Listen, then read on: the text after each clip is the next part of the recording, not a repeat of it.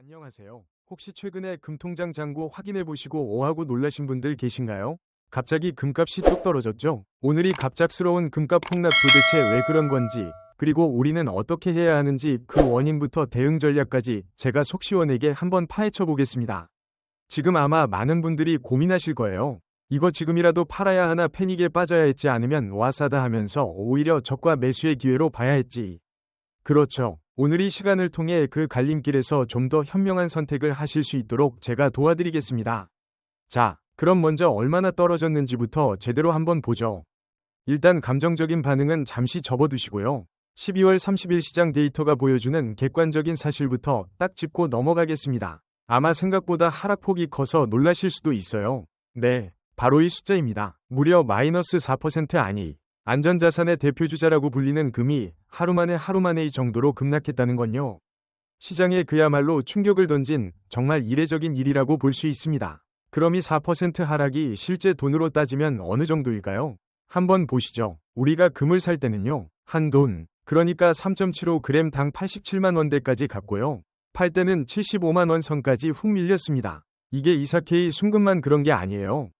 보시는 것처럼 18K 금 시세도 같이 떨어지면서 말 그대로 금 관련 시장 전체에 빨간불이 쳐진 거죠. 그러니까 이게 단순히 순금만 떨어진 게 아니라 18K까지 시장 전체가 흔들렸다는 게 핵심이에요. 자, 그럼 여기서 가장 중요한 질문이 남죠. 도대체 왜 무엇이 강력한 하락을 만들어낸 걸까요? 좋습니다. 이제부터 이 금값 하락이라는 미스터리의 범인을 한번 찾아보겠습니다. 시장을 이렇게 아래로 끌어내린 핵심 용의자들이 있거든요. 하나씩 따져보죠. 시장을 움직인 보이지 않는 손. 그 정체는 뭘까요? 전문가들은 크게 세 가지 요인이 복합적으로 작용했다고 보고 있습니다. 그게 뭔지 바로 한번 보시죠. 전문가들은 이걸 일종의 퍼펙트 스톰이었다 이렇게 보고 있어요. 세 가지 요인이 동시에 덮친 거죠. 첫째, 연말에 나이 정도 벌었으면 됐어 하고 던지는 차익 실현 매물이 쏟아졌고요. 둘째, 금뿐만 아니라 은이나 백금 같은 바른 귀금속 시장까지 분위기가 안 좋았어요. 투자 심리가 꽁꽁 얼어붙은 거죠. 그리고 마지막으로 국제금 자체가 약세였고 딸려는 강세를 보이면서 금의 매력이 떨어진 거시적인 압박까지 세 가지가 한꺼번에 터졌다는 분석입니다.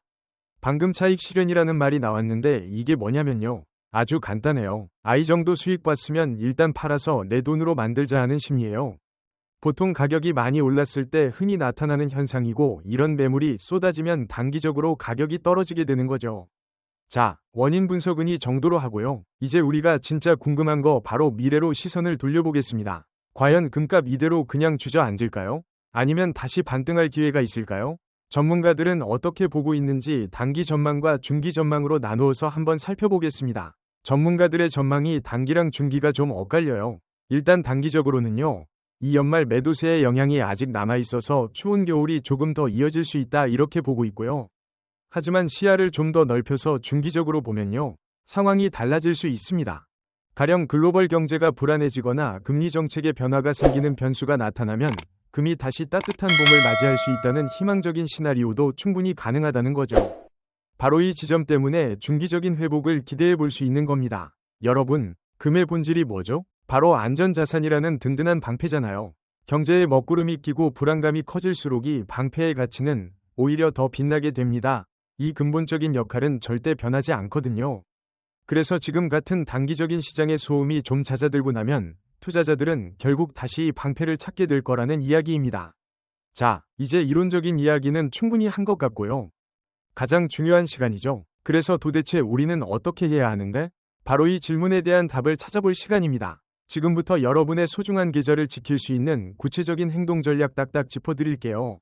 이렇게 시장이 위에 아래로 흔들릴 때 최고의 전략은 뭘까요? 이리저리 우왕좌왕하는 게 아니라 나만의 원칙을 딱 세우고 지키는 겁니다. 지금부터 금을 이미 가지고 계신 분, 그리고 이제 사려고 하는 분 모두에게 적용되는 원칙 기반 투자법을 한번 살펴보겠습니다.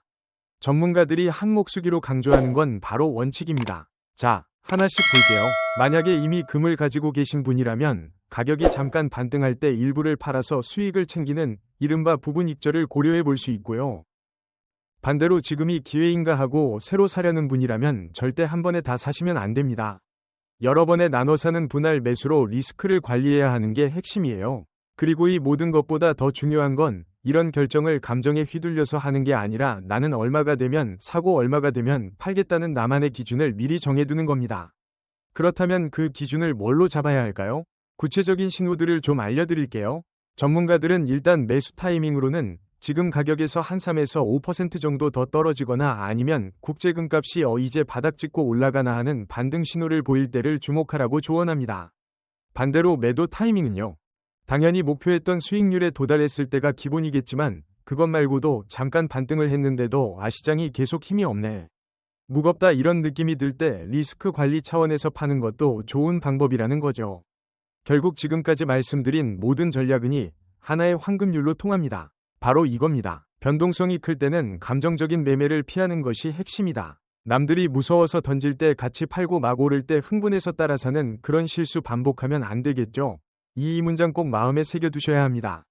그리고 이럴 때일수록 한 걸음 뒤로 물러나서 내 전체 투자 포트폴리오를 점검해 볼 필요가 있어요. 전문가들은 보통 안전자산인 금의 비중은 내 전체 투자의 한 5에서 15% 정도가 적절하다고 이야기합니다. 이걸 꼭 기억하셔야 해요. 금은 수익을 막 내주는 공격수가 아니라 내 포트폴리오 전체의 안정성을 지켜주는 든든한 수비수라는 점 말이죠. 자, 마지막으로 다시 한번 강조해 드릴게요. 투자의 가장 기본 원칙 바로 분산 투자와 현금 확보입니다. 시장이 앞으로 어떻게 움직이든 내가 대응할 수 있는 여유, 즉 유연성을 갖추는 것, 이게 바로 리스크 관리의 시작이자 끝입니다. 오늘 우리는 금값 하락의 원인부터 전망, 그리고 구체적인 전략까지 정말 꼼꼼하게 다 짚어봤습니다. 결국 지금 이 하락이 그저 위험을 알리는 경고 신호로 끝날지 아니면 이름 그대로 황금 같은 기회가 될지는 결국 오늘 이야기 나눈 여러분 각자의 원칙과 판단에 달려 있을 겁니다. 부디 오늘 이 시간이 여러분의 현명한 결정에 좋은 나침반이 되었기를.